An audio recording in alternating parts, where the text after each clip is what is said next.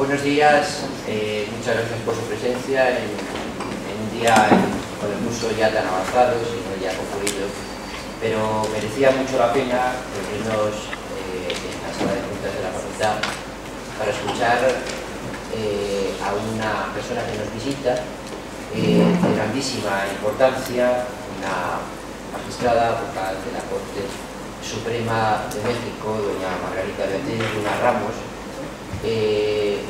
Como he sabido, la Corte, además, Suprema de México no consta de 60 magistrados, muchísimo menos. Pues bien, una de esas personas, cuya simpatía, pues, he tenido ocasión en los minutos que hemos estado antes de venir aquí de apreciar, nos acompaña. Por eso quiero agradecerla mucho que visite esta casa de estudios, que es verdaderamente la casa de los estudios de muchos mexicanos que aquí han hecho su tesis, que están haciendo su tesis y que harán su tesis en el futuro. Así es que, como nos sentimos muy mexicanos, sentimos los problemas sociales, económicos, políticos, humanos, pero también jurídicos, mexicanos como propios, no es necesario que sea al revés. Nosotros tenemos muchos problemas de todo tipo en España. Contar con su presencia, pues para nosotros es un honor y para mí un orgullo poder dar la bienvenida y efectivamente pues ofrecerle la modestísima hospitalidad de esta casa de estudios. Muchísimas gracias. Tiene ahora la palabra el profesor García Roca.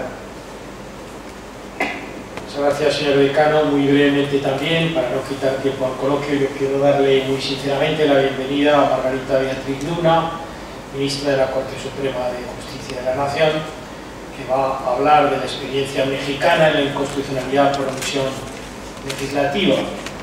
Hay una gran tradición, y le decía antes, entre la Universidad Complutense y las instituciones mexicanas, y en este instituto han hablado ya Cosío y Salvador Navas, sobre nos explicaron este sistema dual de jurisdicción constitucional. También la que fue presidenta del TRIFE, Carmen Alanís, comentó la importantísima sentencia de las elecciones presidenciales anteriores, de manera que pues, seguimos aprendiendo sobre la experiencia mexicana con la importante intervención de hoy. Y le comunicaba también que el Instituto de Derecho Parlamentario acaba de concluir un libro importante, El diálogo entre el sistema americano y europeo de derechos humanos, en el que hemos trabajado profesores de los dos hemisferios sobre los derechos fundamentales en las dos cortes supranacionales, que confiamos que esté en la calle y se pueda leer en México pues el mes que viene, septiembre, en agosto, son malas fechas, pero en septiembre y julio probablemente. El tema del que va a hablar es un tema precioso, muy bonito desde el punto de vista de la teoría de la Constitución, de la división de poderes, de la jurisdicción constitucional. Es un tema muy discutido en Europa y que lleva un camino propio en América Latina, como ella nos explicará. No es lo mismo inconstitucionalidad absoluta que inconstitucionalidad parcial, es más complicada si es una omisión que se ve de manera difusa que concentrada, de manera que nos interesa mucho la experiencia que de esto tenga el Tribunal Supremo de México. Pero de estos dos temas le voy a ceder la palabra para que se centre en ellos, presentando a la conferenciante y al asunto, a Pedro Rodríguez Chandoquí, que es del mismo estado que la ministra, de Chiapas, y además está haciendo su tesis sobre inconstitucionalidad por omisión. Gracias, Javier.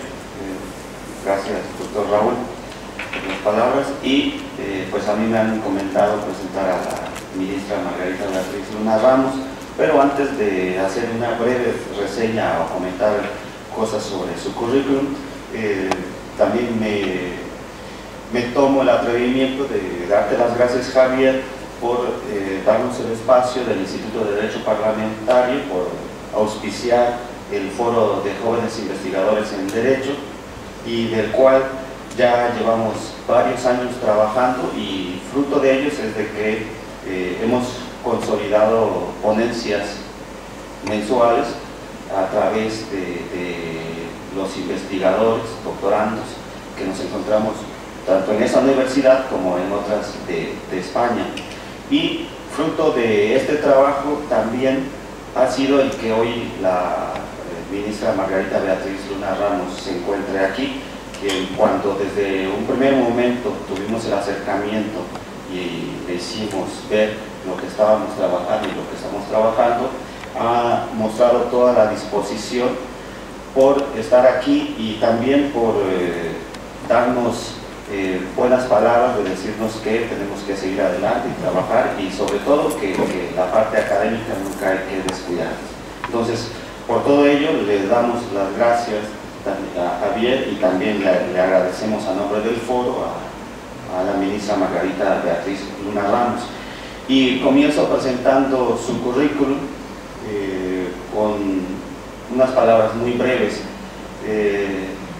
Hace unos días que hemos estado platicando, conversando con la ministra Margarita, nos ha contado sus anécdotas acerca de cómo llegó a la Corte, cuál ha sido todo este proceso, y me llamó mucho la atención.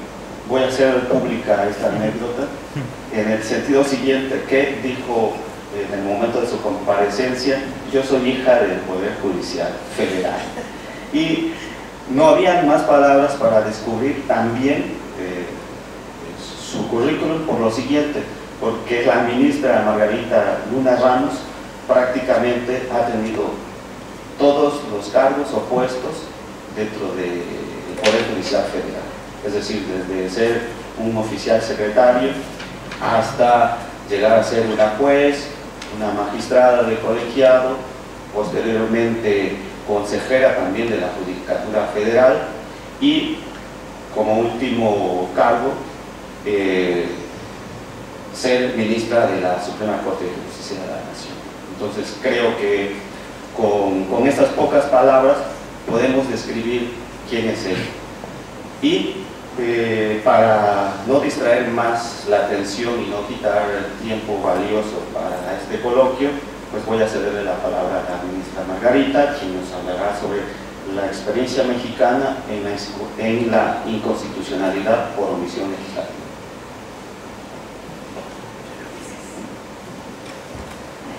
Muy buenas tardes, tengan todos ustedes. Primero que nada, pues muchísimas gracias por la invitación para estar este día acá con el grupo de jóvenes investigadores en Derecho Parlamentario, y desde luego agradecerles de manera muy puntual tanto al señor decano como al señor director de la facultad el recibimiento en esta casa de estudios, que a mí me parece de nexos muy importantes con México, en donde no solamente veo la presencia de muchos mexicanos, cosa que nos agrada muchísimo, sino también ha sido una importante casa de estudios para los secretarios de estudio y cuenta de la Suprema Corte de Justicia de la Nación, en donde anualmente viene un número determinado de secretarios de estudio y cuenta justamente a nutrirse de los conocimientos de esta prestigiada casa de estudios. Es de veras motivo de un gran placer, y agradecerles desde luego a Pedro, a Toño, a Jessica, a Nuria y a Jorgito, Ángel, la amabilidad que han tenido con nosotros estos días en la estancia en Madrid. Ha sido realmente grata, realmente placentera, y bueno, el platicar con ustedes algunas anécdotas relacionadas con lo que en México ha sido la experiencia sobre la omisión legislativa, pues va a ser para mí muy grato y muy agradable. Yo quisiera pedirles que en el momento en que ustedes consideren conveniente interrumpirme y decirme alguna pregunta o algo relacionado con lo que estemos platicando, no duden en hacerlo. Creo que de la manera que esto se haga más coloquial y más informal, podemos disfrutarlo un poco más y sobre todo hacerlo más ameno, más de mayor retroalimentación. Primero, a manera de introducción, lo que le quisiera decir, aunque la mayoría de ustedes son mexicanos y lo saben, de decirles cuáles son los medios de control constitucional que tenemos para, sobre estos medios de control constitucional, establecer cómo funciona o cómo ha entendido México a la omisión legislativa. Yo quisiera decirles que en México, de la década de los 80 para acá, concretamente en 1988, se inició una importantísima reforma constitucional en donde se determinó que la Suprema Corte de Justicia de la Nación dejaría de tener conocimiento en materia de legalidad para internarse un poco más a los problemas de constitucionalidad, y de esta manera empezó su gran transformación a lo que hoy es el Tribunal Constitucional de los Estados Unidos Mexicanos. En 1988 lo que se determinó es no va a conocer en última instancia de todos los asuntos que llegan en materia de legalidad, sino conservó solamente dos cuestiones en materia de legalidad: el determinar los criterios que se daban en contradicción de criterios entre tribunales colegiados de circuito, cuando había divergencias entre ellos, que estos llegaran a la Suprema Corte de Justicia de la Nación y ella determinara cuál es el criterio que debía prevalecer, aun cuando se tratara de materia de legalidad. Y la otra, la facultad de atracción. La facultad de atracción que puede la Suprema Corte de Justicia de la Nación ejercer en materia de legalidad cuando considere que el asunto es de gran importancia y trascendencia. Fueron las únicas dos materias en las que la Corte conservó la competencia en materia de legalidad. Todo lo demás pues se convirtió en problema de constitucionalidad. Primero a través del recurso de revisión en el juicio de amparo, ya sea directo o indirecto, de manera totalmente excepcional en el directo, pero fue la forma en que la Corte empezó a ejercer este control de constitucionalidad. Yo debo decirles que desde la Constitución, desde que se promulga la Constitución actual, que es en 1917, desde entonces la Suprema Corte de Justicia de la Nación ha tenido competencia para conocer de controversias constitucionales. Sin embargo, era un medio de control constitucional que había caído totalmente en desuso. ¿Por qué había caído totalmente en desuso? Porque vivíamos en este tiempo bajo la hegemonía de un partido político único en el poder, había un presidencialismo muy exacerbado, y entonces los problemas que se presentaban entre los diferentes niveles de gobierno y entre las diferentes autoridades, pues las arreglaba políticamente el secretario de Gobernación. No tenían que acudir a ningún medio de control constitucional, porque esto pues venía en una línea muy directa de la Casa Presidencial y se solucionaba de la forma pues más rápida, digamos, posible. Sin embargo, a partir de la década de los 80, cuando viene esta reforma de la que ya hemos hablado, también empieza a permear dentro de nuestro sistema jurídico un poco más el juego político de otras fuerzas diferentes a las del partido único, que entonces era el Partido Revolucionario Institucional nada más. Empieza a tener cierta presencia el Partido Acción Nacional y el Partido de la Revolución Democrática. Entonces empezamos a notar cómo en un estado federal como el nuestro, de pronto un presidente municipal es de un partido político, un gobernador es de otro partido político y el presidente de la República es de otro partido político. Entonces ahí empieza a haber una serie de problemas, sobre todo en el entendimiento de estos actores políticos. ¿Y qué sucedía? Bueno, pues lo que normalmente pasa, que donde se aprecia más la divergencia ideológica, pues en el bolsillo, en el bolsillo. Entonces había siempre un recorte en el presupuesto cuando no se entendían políticamente hablando. Y es así como empieza a hacerse mano, se empieza a echar mano de la controversia constitucional, cuando empezaban a haber recortes presupuestales de los presidentes municipales o de los presupuestos gubernamentales, y bueno, no había entendimiento con el presidente de la República, y es así como empieza a tomar un poco de auge la controversia constitucional, que les digo, aun cuando existía jurídicamente desde 1917, fíjense que las estadísticas nos revelan que de 1917 a 1994, que viene la importante reforma que cambia la estructura de la Suprema Corte de Justicia de la Nación, solamente se habían dado 42 controversias constitucionales en todo ese tiempo. Y de esas 42 controversias constitucionales, déjenme decirles, me sobraban los dedos de las manos para decirles en cuántas se había entrado a fondo. La gran mayoría habían sido producto de desechamiento. Entonces, era un medio de control constitucional que no se usaba, no se utilizaba. ¿Por qué? Porque no había sido necesario. Sin embargo, cuando esto cambia, precisamente porque empieza a haber más pluralidad política y estos problemas que hemos señalado, empieza a tomar auge la controversia constitucional, Incluso se agregan como autoridades legitimadas a los municipios que antes no se entendía podían acudir a la controversia constitucional, se agregan a las delegaciones del propio gobierno del Distrito Federal, y luego se hacen otras reformas importantes donde se dice que también la Comisión Nacional de Derechos Humanos puede promover controversia o acción, más que controversia, acción de inconstitucionalidad, y se crea además en 1994, en otra importantísima reforma, la acción de inconstitucionalidad. Y la acción de inconstitucionalidad, que es otro medio de control constitucional en el que las minorías parlamentarias pueden impugnar de inconstitucional una ley ante la Suprema Corte de Justicia de la Nación cuando consideran que es contraria a la Constitución. Esto al principio fue criticado, decían cómo es posible que se establezca la acción de inconstitucionalidad si son los propios diputados que de alguna manera votaron la ley, y que ahora ellos mismos vengan a decir que es inconstitucional. Sin embargo, se entendía que era para las minorías parlamentarias que quizás no habían estado de acuerdo, o que habiendo estado de acuerdo por cuestiones de naturaleza política, en el momento en que se hacía el análisis constitucional, llegaban a determinar que no era totalmente acorde con la Constitución, y por tanto pedían la intervención de la Suprema Corte de Justicia de la Nación. Y desde luego ha prevalecido siempre el juicio de amparo, que es, pues bueno, nuestro sistema de orgullo mexicano, que ha sido una institución netamente mexicana, que además la exportamos al sistema jurídico del mundo.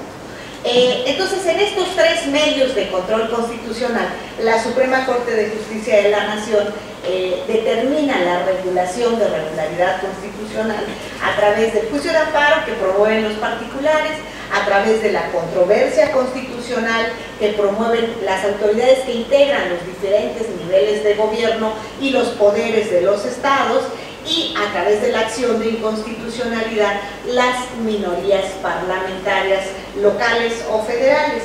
Y desde luego también el Procurador General de la República, como el Abogado General de la Nación, y la Comisión Nacional de Derechos Humanos, cuando estamos en presencia de este tipo de derechos que ellos consideran es necesario defender. Entonces, con estos tres medios de control constitucional cuenta el Estado mexicano para establecer la regularidad constitucional. Ahora, ¿qué otra cosa es importante señalar? México es un Estado, conforme a nuestro artículo 40 constitucional, pues es una república federal, democrática, pero sobre todo federal. Eso es lo que es más importante señalar. Recuerden ustedes que nuestro federalismo, copiado de los Estados Unidos, de alguna manera lo que establece es que los estados que integran el Estado mexicano, las entidades federativas que integran el Estado mexicano, lo que hicieron fue ceder parte de su competencia para la creación de un Estado único en el que todo lo que no está cedido a la federación se entiende reservados a ellos. Entonces, de esta manera se manejan las diferentes competencias entre la federación y los estados. Entonces, sobre esta base, nuestra Constitución establece diferentes tipos de normas. Primero, las normas que de alguna manera regulan al Estado mexicano y determinan las competencias de sus autoridades, sea locales o federales. Y con posterioridad vemos que como se trata de autoridades y de actos que ellas realizan, son susceptibles de realizarse a través de normas jurídicas. Entonces, las siguientes normas que se establecen en nuestra Constitución son aquellas que determinan el proceso de creación de leyes.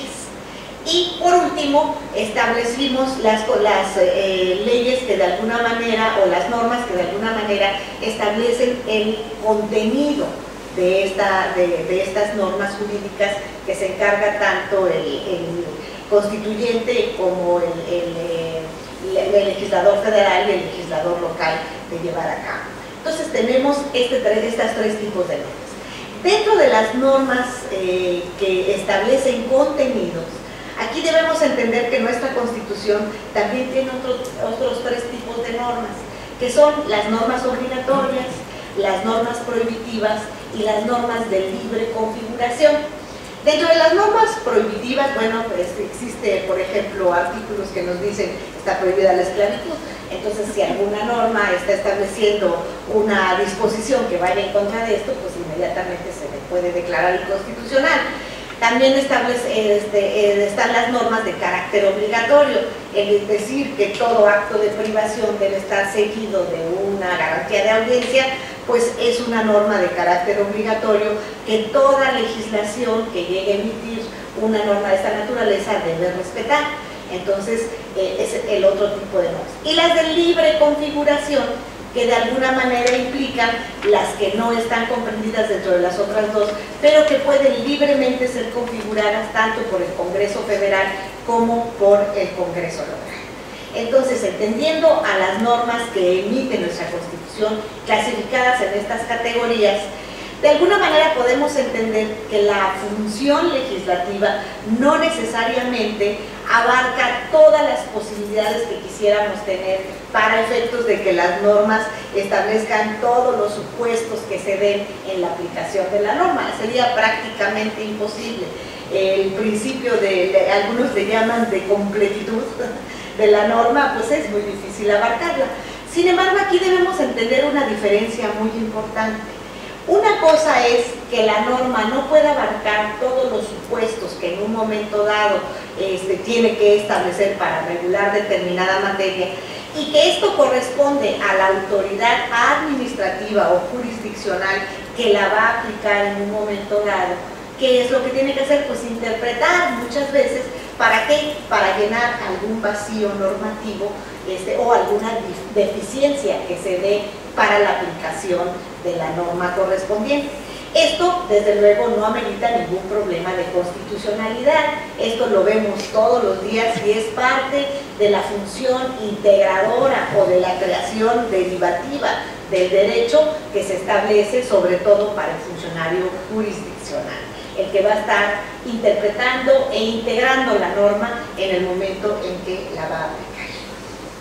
Entonces, sobre esta base, aquí no podríamos hablar de una omisión legislativa, al menos no en el sentido que necesitamos para efectos de que se dé una acción de inconstitucionalidad o una controversia constitucional, o bien vamos a platicar si esto es factible de darse en un juicio de amparo.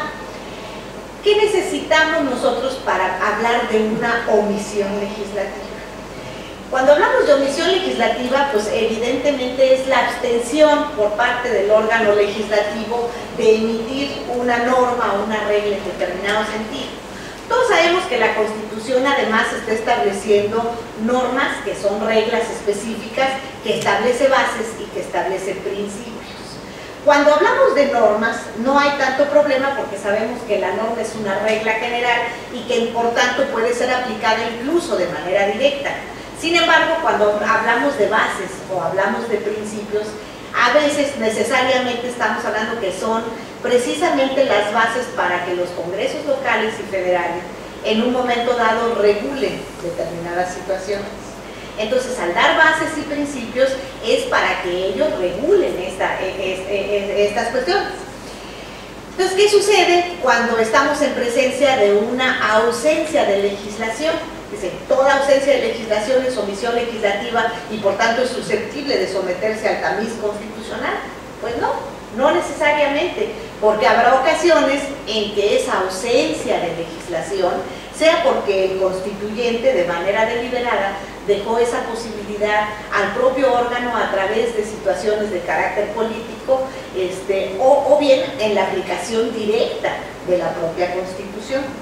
¿Qué necesitamos entonces para que exista un problema de omisión legislativa? Necesitamos primero que nada que la Constitución nos esté estableciendo la obligación para el legislador secundario, llámese federal o llámese local, para legislar respecto de determinada materia. Que el constituyente, que el legislador ordinario o el legislador federal no haya legislado, no haya realizado su función de legislar en determinada materia. Y que esto origine un desajuste en la aplicación del sistema constitucional. Cito un ejemplo.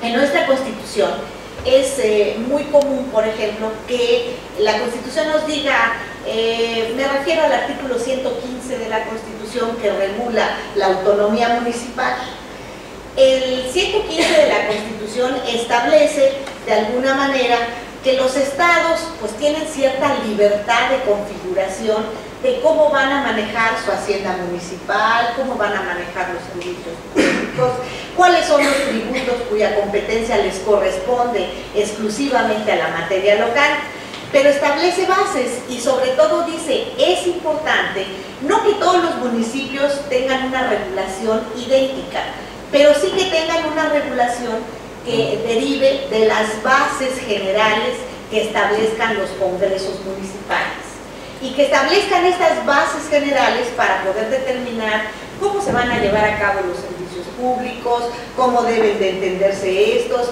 si en un momento dado se van a llevar en conjunción con el Estado, si nada más debe llevar el propio municipio la entrega de estos servicios públicos. Entonces, lo único que obliga a la Constitución, al constituyente, al local, es regular de manera general, dando las bases para que incluso el propio municipio pueda establecer sus propios reglamentos en cada una de estas materias, pero dando las bases generales para poder hacer. Fíjense ustedes que la reforma al artículo 115, la más importante y la última que se ha dado, fue en 1999, y la idea era que esta reforma fuera aplicándose de manera paulatina a todos los estados de la República Mexicana para que los propios municipios pudieran ir adecuando su reglamentación a estas bases generales que la Constitución había obligado debían hacer los congresos locales. El artículo transitorio de la reforma correspondiente les dio un año a los congresos locales para que pudieran regularizar su legislación y adaptarla a la reforma constitucional. Y fíjense, han pasado muchísimos años y no todas las constituciones locales ni las legislaturas locales han hecho esta adaptación, o algunas la han hecho, pero no precisamente a la manera que la Constitución las estableció. Entonces, ¿qué ha sucedido? Bueno, pues que lo primero que se presentó ante la Suprema Corte de Justicia, al menos ya cuando me tocó integrar el pleno, fue precisamente asuntos de esta naturaleza. Es decir, miren, primero la Constitución ordenó de manera específica que los congresos locales tenían la obligación de adecuar su legislación a la reforma del 115 constitucional. Y esto mismo sucedió con el 116 en materia jurisdiccional, pero la idea era los congresos locales tienen que adecuar su legislación a la reforma constitucional. ¿Cómo? Pues regulando, dando las bases generales para que los propios municipios puedan establecer su propia regulación. ¿Y qué sucedió? Pues pasaron muchos años y los congresos locales, algunos lo hicieron, otros lo hicieron de manera paulatina, otros no lo hicieron nunca y otros hasta la fecha están pendientes de realizar esa adecuación. Entonces llegaron las primeras acciones de inconstitucionalidad, donde se plantea por vez primera ante la Suprema Corte de Justicia de la Nación si estábamos en presencia o no de una omisión legislativa. Debo decirles que se discutió muchísimo al seno de la Suprema Corte de Justicia de la Nación esta situación, porque para empezar, ni el artículo 105 que regula las acciones de inconstitucionalidad, ni ningún otro artículo, ni el 107 ni el 103, están determinando la posibilidad de que se analice la omisión legislativa. Era pues prácticamente el interpretar si podíamos o no establecer esto como omisión. Es cuando se discute por primera vez y en el criterio mayoritario se determina que sí debe de estimarse procedente la acción de inconstitucionalidad en contra de las omisiones legislativas, porque había un mandato específico dado por la Constitución, había un tiempo específico dado para la adaptación de estos sistemas locales al sistema federal, no se había hecho, y entonces se dictaron las sentencias donde se determinó que esto era inconstitucional. ¿Por qué razón? Porque le restaba eficacia al sistema jurídico mexicano, que de alguna manera estaba ordenando ya el adecuar los sistemas locales a la reforma constitucional. Entonces, con situaciones de esta naturaleza, se inició por primera vez la discusión al seno de la Corte y la votación mayoritaria fue en el sentido de que había que declarar la procedencia de la acción de inconstitucionalidad en contra de la omisión legislativa. Pero ¿cuál iba a ser realmente el efecto de esta omisión legislativa? Por principio de cuentas, el verificar.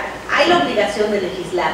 No se ha legislado, hasta la fecha no hay nada, entonces declarar la inconstitucionalidad porque esto de alguna manera está perjudicando la eficacia de la propia Constitución. Entonces se declaró la inconstitucionalidad de esta omisión legislativa que se denominó como omisión legislativa total. Se reconoció de esta manera, ¿por qué? Pues porque en los casos que se habían analizado, evidentemente no había legislación alguna que hubiera adaptado el sistema a la reforma constitucional. Sin embargo, bueno, y aquí el efecto de la resolución, antes que nada, fue de manera exclusiva, ¿para qué? Para que legisle, y en algunas ocasiones se les dio un tiempo determinado, que tampoco cumplieron, al menos no en la letra. Algunas legislaturas sí trataron de cumplir en un tiempo más o menos regular, en unas se les puso plazo, en otras se les dijo, no, bueno, tienen el próximo, se les da hasta el próximo periodo legislativo para que puedan legislar. Entonces, de esta manera se estableció cómo iban a llenar ese vacío legislativo. Pero esta es la omisión legislativa total que la Suprema Corte ha determinado como tal, porque no se había legislado para adecuar la legislación local. Sin embargo, entramos a otra situación todavía más compleja, que fue el definir la omisión parcial. La omisión parcial, en un momento dado, se dijo, es aquella en la que, habiendo legislado la legislatura correspondiente, queriendo adaptar su legislación a la reforma constitucional, no la hizo de manera completa. Entonces, si no la hizo de manera completa, entonces se estima que aquí no hay una omisión legislativa total, pero sí hay una omisión legislativa parcial. Y fíjense que aquí se desarrolló una discusión enorme en la Suprema Corte de Justicia de la Nación. ¿Por qué razón? Bueno, primero quisiera decir alguna razón, bueno, al final les diría por qué en un momento dado yo no comulgo mucho con las omisiones. Primero voy a platicarles cómo se ve de manera panorámica esta omisión legislativa. Primero ya hablamos de la total y ahora de la parcial. Entonces decían, si no adaptaron la legislación tal cual ordenó la Constitución, entonces sigue habiendo una omisión legislativa, pero no total, sino parcial. ¿Por qué? Porque lo que nosotros estimamos es que debía hacerse en los términos en los que establecía el artículo constitucional. La discusión aquí fue enorme. ¿Por qué razón? Porque se dijo, no hay omisión legislativa parcial, no la hay. ¿Por qué razón? Porque si la idea era, al principio, no hay legislación en este sentido, y luego se emite una legislación, y la legislación no resulta ser del todo acorde a la Constitución, pues la idea es que ya no hay omisión, ya hay una legislación. O sea, omitir es una abstención por parte del legislativo, y aquí la abstención ya no existía. En realidad ya había un acto positivo, podríamos decir, existía una legislación. Entonces, lo que decíamos quienes nos oponíamos a la omisión era, no podemos hablar ya de omisión parcial. Aquí existe un acto positivo realizado por el constituyente, por el Congreso o constituyente local, y además por la legislatura local, tratándose de leyes. Si ya hay un acto de carácter positivo, ¿por qué hablamos de omisión? Lo único que podemos decir es que ahora sí podemos juzgar este acto positivo a la luz de la Constitución para ver si los artículos que emitieron son acordes con la Constitución o no, y si no son acordes con la Constitución, pues declarémoslos inconstitucionales, pero no por omisión, porque en realidad la omisión ya no existe, el artículo ya está expedido, está emitido. Entonces dijeron ellos, no, pero si no se emitió completamente, quiere decir que se hay omisión. Aquí yo sí me opuse terriblemente, y debo de mencionarlo, hasta la fecha es algo que a mí no me pasa, la omisión parcial. ¿Por qué razón?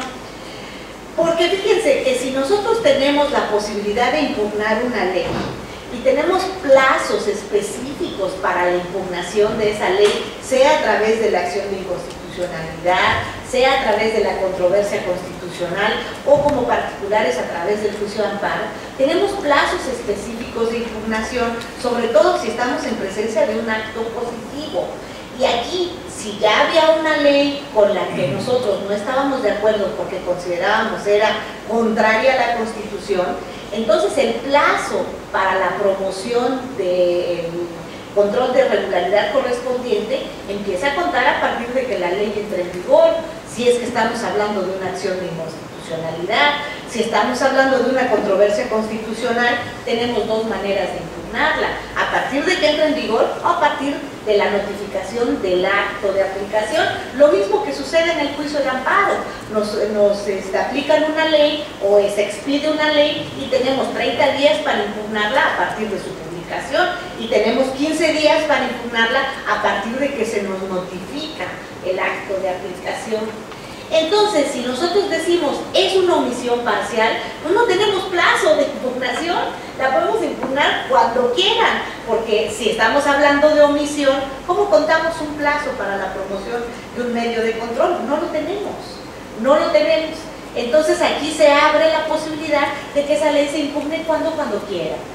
Yo creo que esto no puede ser, porque al final de cuentas también eso nos implica seguridad jurídica cuando un ordenamiento legal va a estar siempre susceptible de estar sometido al tamiz constitucional, sobre todo de manera abstracta. De manera concreta, pues nosotros sabemos que en el momento en que se nos aplique tenemos que contar el plazo correspondiente para poder impugnar una vez que se nos ha aplicado en el acto correspondiente.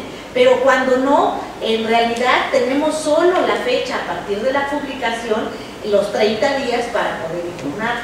Si nosotros consideramos que la ley que se emitió constituye una omisión parcial, pues entonces tenemos el plazo abierto para toda la vida. ¿Por qué? Pues porque podemos decir el resto de la vida nunca se emitió completa, siempre le hizo falta algo y por tanto siempre habrá una omisión de carácter parcial. Entonces a mí eso honestamente no lo puedo entender. Yo creo que si el Congreso realizó la emisión de una legislación, está realizando un acto de carácter positivo y ese acto positivo es el que podemos juzgar a través del medio de regularidad constitucional correspondiente y podrá presentarse en los plazos y en los términos que se establecen en la ley reglamentaria respectiva, pero ya como acto positivo, no como omisión. Porque si lo presentamos como omisión, pues es un acto que siempre va a tener abierto el plazo para su impugnación. Hay otra situación que se ha presentado muchísimo en juicio de amparo, que es precisamente el hecho de que algún particular se encuentre dentro de una categoría de gobernados que no está precisamente contemplado en la ley respectiva. Al no estar precisamente contemplado en la ley respectiva, resulta que considera que se está violando el principio de igualdad. Dice, le están dando una exención a los transportistas, pero a los transportistas de carga pesada. Bueno, pues yo soy transportista aéreo, entonces estoy en las mismas circunstancias, ¿por qué a mí no me van a dar la exención? Entonces dicen, esa es una omisión legislativa y tú no la puedes hacer valer a través del juicio de amparo. Aquí nosotros lo que hemos dicho, eso no es cierto. Aquí lo único que existe es un problema de equidad, un problema de igualdad, que sí se puede manejar a través precisamente de la impugnación del artículo primero constitucional, o bien si se trata de una cuestión tributaria, a través de la impugnación del artículo 31, fracción cuarta de la Constitución. ¿Por qué? Porque uno de los principios que se establecen dentro de nuestro artículo 31 para las tributaciones es precisamente que nos den un trato igual a los iguales y desigual a los desiguales. Entonces, si estamos en presencia de un trato que debe de ser idéntico, si somos iguales, pues no podemos decir que el hecho de que no nos hayan incluido en el beneficio que establece la ley se trata de una omisión legislativa. Quizás lo es desde el punto de vista formal, pero en un momento dado sí se está violentando un artículo de la Constitución y esto sí es susceptible de ser impugnado a través del juicio de amparo por un particular. Entonces, ¿cuál es el efecto de una sentencia de esta naturaleza, bueno, pues que se me den los mismos beneficios al del que sí le otorgó la ley esa posibilidad. Hace relativamente poco tiempo tuvimos nosotros un asunto con esto de la equidad de género, que creo que también se ha puesto en boga con los derechos humanos y todo. Se dice pues, que las mujeres somos exactamente iguales a los hombres, yo digo que no, pero bueno, lo único que se pide normalmente en este tipo de luchas ha sido igualdad de oportunidades. Sin embargo, a veces la igualdad no se ha manejado de la misma manera. Tuvimos hace relativamente poco tiempo en la Corte un asunto en el que pues se generaba en el Seguro Social la posibilidad de que cuando el trabajador fallecía, la esposa pudiera cobrar la pensión de viudez, y pudiera disfrutar de ella pues, el resto de su vida, una vez fallecido el trabajador. Sin embargo, en el artículo no se contemplaba que esta pensión pudiera cobrarla el esposo de la trabajadora, sino solamente la esposa del trabajador. Entonces, pues no faltó de inmediato quien acudió al juicio de amparo, desde luego impugnando la inconstitucionalidad del artículo correspondiente, diciendo, está afectando el artículo primero constitucional, porque no les está dando el mismo trato a los iguales, que en este caso somos los cónyuges. Los cónyuges que al igual que es mujer, puede ser hombre, y además la Constitución dice que somos iguales ante la ley, entonces tienen que darnos la posibilidad de cobrar esa pensión. Y la segunda sala de la Suprema Corte de Justicia de la Nación, a la que yo pertenezco, declaró la inconstitucionalidad del artículo y se dijo, sí, efectivamente, está violentando el principio de igualdad y por tanto debe de otorgarse la protección federal solicitada para el efecto de que se le reconozca al varón, al esposo, al cónyuge supérstite, la misma garantía que se le da a la mujer. Entonces, esto fue prácticamente reconocido, no obstante que hay quienes piensan que cuando estamos en materia de igualdad, también estamos en presencia de un problema de omisión legislativa. Y en cierta forma les decía, probablemente sí, porque al final de cuentas lo que sucede es que no está contemplada dentro de ese grupo de personas, pero el hecho de que no esté contemplado dentro de ese grupo de personas no quiere decir que por una interpretación no se pueda determinar que hay una violación constitucional. ¿Por qué? Porque son exactamente iguales, pero no estamos supliendo nunca al órgano legislativo. ¿Por qué razón? Pues porque simplemente se le va a otorgar el mismo beneficio que tiene la otra persona. Esto se ha dado en muchas ocasiones en juicios de amparo, donde se pretende normalmente, bueno, en México le llamamos al amparo del envidioso, del que quiere lo que tiene su compañero y que a él no se lo han dado. Esto sucede mucho en materia tributaria. En materia tributaria es uno de los casos más comunes que el artículo 31, fracción cuarta, establece como principio de los tributos que estos sean proporcionales, equitativos y que desde luego hay una fecha cierta de cobro. Entonces, dentro de la equidad, siempre se ha manejado la posibilidad de que quienes estén en las mismas circunstancias deben de tener exactamente los mismos beneficios.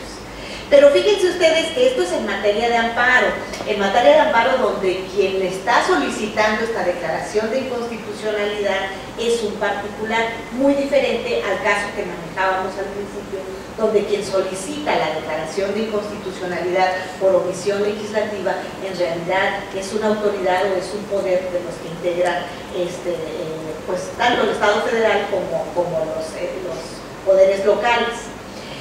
Sin embargo, hay ocasiones en que esta posibilidad de que se dé la impugnación de la omisión legislativa a veces se lleva un poco a situaciones, pues yo digo, extremas. Hace relativamente poco tiempo también tuvimos en la Suprema Corte de Justicia de la Nación un asunto en el que se impugnaba la ley que establece la publicidad para los no fumadores. ¿Cuál es la publicidad que se debe de dar para aquellas personas que deben de, en un momento dado, establecerla para no contaminar, para no contagiar a las personas que no fuman?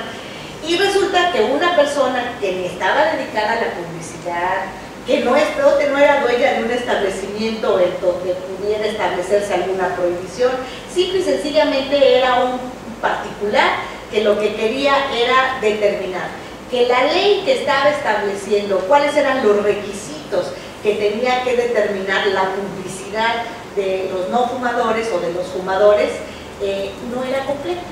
A él le parecía que debía de alguna manera establecer más requisitos para cuidar la salud pública. Entonces promovió un juicio de amparo, y dice, yo impugno la ley fulana de tal en el artículo número tal. ¿Por qué razón? Porque en mi opinión no son suficientes los requisitos que se establecen para poder determinar la publicidad de los fumadores. Entonces, en ese momento, en mi opinión, primero que nada, ni siquiera se había dado la reforma al artículo 107 constitucional. Primero que nada, yo decía, pues, ¿cuál es el interés jurídico que esta persona tiene para venir al juicio de amparo? Por principio de cuentas, ni siquiera tenía interés jurídico. Sin embargo, como ya estaba en boga la posibilidad de que se diera el reconocimiento al interés legítimo en materia de juicio de amparo, pues la mayoría opinó que por interés legítimo debía aceptársele la demanda de amparo. Y bueno, se pasó el primer paso de procedencia, se dijo, bueno, está bien, por mayoría es procedente por interés legítimo. Yo voté en contra, pero bueno, se dijo es procedente. Pero lo más curioso fue, ya es procedente, pero ahora vamos a analizar si es constitucional o no, si la ley realmente es o no acorde con la Constitución. ¿Y qué sucedió en ese momento? Fíjense, ¿cuál iba a ser el amparo? Es decir, efectivamente el artículo es inconstitucional porque no otorga las garantías suficientes para preservar la salud de los no fumadores. ¿Y cómo iban a cumplir esa sentencia? ¿Cómo la iban a cumplir? ¿Qué se le iba a decir al legislador? Y por favor, el quejoso quiere que le agregues estas otras previsiones y que la ley contenga este y este otro requisito. Y el día de mañana teníamos otro quejoso que se le ocurría otras previsiones y otros requisitos y le decíamos, no, pero ¿sabes qué? Ahí te va otra donde también dicen que debes agregarle estas otras. Entonces, esto es de imposible cumplimiento. ¿Cómo a cada quien se le va a ocurrir cómo deben de ser las leyes? Por eso vivimos en un país representativo. Para eso están los cuerpos legislativos, para llevar a cabo la función correspondiente. Y no somos los particulares los que de manera individual vamos a través de un medio de control de regularidad constitucional decirles cómo deben hacer las leyes. Bueno, si esto sucede, pues se convierte en un caos y nunca van a poder cumplir las sentencias correspondientes. Entonces, aquí la Corte al final determinó que debía sobreseerse en el juicio porque el cumplimiento de la sentencia iba a ser de carácter imposible. Entonces digo, bueno, si desde un principio estamos sabiendo que ni siquiera está legitimado, ¿para qué se la admitimos? Para decirle al final, pero fíjate que siempre no. ¿Por qué? Pues porque va a ser muy difícil cumplirla. No, yo creo que aquí tenemos que entender perfectamente bien que las omisiones legislativas no pueden manejarse tan a la ligera. Las omisiones legislativas tienen que manejarse desde el punto de vista de las propias autoridades, de los propios poderes. Yo estoy en contra de la omisión legislativa hasta con las propias autoridades. ¿Por qué? Porque en nuestra Constitución no se determina en ninguno de los artículos la posibilidad de que se maneje desde el punto de vista de regularidad constitucional la omisión legislativa, porque la exposición de motivos tampoco determina esta posibilidad. Nunca de la interpretación podemos llegar a esto, porque el artículo 94 de la Constitución nos dice que de alguna manera la Suprema Corte de Justicia, los tribunales colegiados, los juzgados, es decir, todos los que integramos el Poder Judicial de la Federación, solamente podemos llevar a cabo aquellas funciones que se nos establecen de manera específica, y que el artículo 105 de la Constitución no es enunciativo, es limitativo, y que está determinando la procedencia de estos medios de control de manera específica sin que se puedan ampliar. Entonces, bueno, estamos por interpretación ampliando la procedencia de estos medios sin tener las bases constitucionales para hacerlo. Pero bueno, en el peor de los casos, si ya la interpretación mayoritaria nos aceptó, porque así es, bueno, entonces vamos a darle una regulación de acuerdo a lo que en un momento dado implica una correcta aplicación. En el peor de los casos les decía que existe omisión legislativa en juicios como la acción de inconstitucionalidad o como la controversia constitucional, pues quizás no es tan grave. Quizás no es tan grave porque, como lo ha visto la Suprema Corte de Justicia de la Nación, ha sido la omisión total exclusivamente para el efecto de que la autoridad legislativa legisle lo que no ha legislado, pero de manera tal que se adapte a la Constitución y que se le dé un plazo perentorio para hacerlo, de manera exclusiva. Hay quienes incluso en ocasiones quieren dar lineamientos, que también ese es otro problema que se nos presenta. No solamente es determinar, hay omisión legislativa y ahora legislas y te doy un plazo para que lo hagas, sino además te digo que lo hagas en determinada forma. Bueno, pues ahí yo creo que estamos ya metiéndonos a un problema, estamos violando la división de poderes. Yo creo que ahí ni siquiera tendríamos por qué dar lineamiento alguno. Ya si nos queremos meter a determinar que no legislaron lo que debía legislar, cuando menos dejémosle al Poder Legislativo la facultad de hacerlo como lo considere conveniente. Si no lo hace adecuadamente a la Constitución, pues habrá la posibilidad nuevamente de analizar la constitucionalidad del acto positivo y como tal declararlo inconstitucional, porque puede ser contrario a cualquier otro artículo de la Constitución, pero no decirle, además debes de legislar en cierta forma. A mí me parece que ahí hay una violación flagrante a la división de poderes y es lo que se ha conocido en la doctrina como las famosas sentencias aditivas, en las que finalmente el Tribunal Constitucional no solamente está determinando la existencia de la omisión, sino que también está determinando cómo deben legislar. Yo creo que esto es una intromisión que de ninguna manera se debe dar. Si ya lo otro me parece una intromisión, esto me parece exacerbado, porque no tenemos por qué establecer de qué manera van a llevar a cabo la emisión de las normas. Para eso son poder legislativo y para eso tienen todo un procedimiento para llevarlo a cabo y para que en un momento dado emitan la legislación correspondiente. Pero no es el Poder Judicial el que tiene que establecer. Entonces, hace poquito, les decía, también tuvimos otro asunto en el que hubo primero una omisión legislativa total porque no se había adaptado una legislación local al nuevo sistema de responsabilidades de funcionarios públicos y a la responsabilidad objetiva del Estado. Entonces se declaró la inconstitucionalidad por omisión legislativa total. El Estado de Nuevo León emitió la legislación correspondiente y después se volvieron a venir en controversia, en acción de inconstitucionalidad, para decir que había nuevamente una omisión parcial. ¿Por qué? Porque no lo habían hecho adecuadamente a lo que establecía la base constitucional. Entonces, aquí también debo de decirles, se aceptó por la Suprema Corte de Justicia de la Nación la omisión legislativa parcial y se declaró la inconstitucional, determinando que la legislación debía ser en tal sentido. Con lo cual yo tampoco estuve de acuerdo. ¿Por qué razón? Porque yo creo que aquí no solamente estábamos excediéndonos en dar un lineamiento, sino además estábamos hablando de una omisión legislativa parcial, cuando ya había un acto positivo que bien podíamos analizar de inconstitucional, pero para ver si cumplía o no con el artículo como acto positivo. Lo que sucedía era que en este caso concreto, si lo tomábamos como un acto positivo, el plazo se les había ido, pero de sobra. ¿Por qué razón? Porque la reforma se había realizado en 2005, entonces estaban más que extemporáneas las presentaciones de esta acción. Por esta razón se determinó que sí era parcial y por tanto no había plazo y por tanto había que declarar la inconstitucionalidad para efecto de que completaran, dijo la Corte, la reforma constitucional en sus términos.